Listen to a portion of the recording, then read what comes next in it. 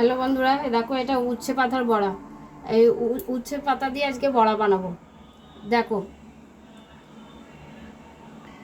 এর মধ্যে দেখো বেসন আর উচ্ছে পাতাটা কুচিয়ে নিয়েছি।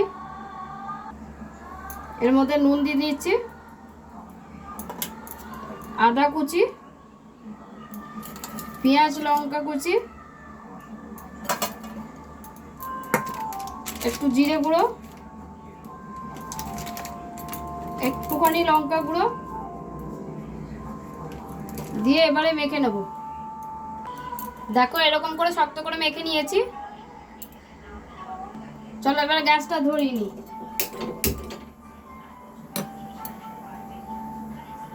কড়াইটা গরম হয়ে গেছে, এবারে তেল দিয়ে নেব। তেলটা গরম হয়ে গেছে, এবার বড়াগুলো দিয়ে দেবো।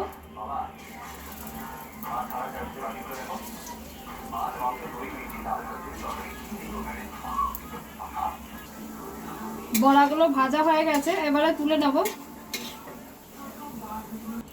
দেখুন বন্ধুরা কত সুন্দর ভাজা হয়েছে বড়াগুলো। রান্নাঘরে যা গরম, আর কিছু ভালো লাগছে না, কিছু রান্না করতে ইচ্ছা করছে না।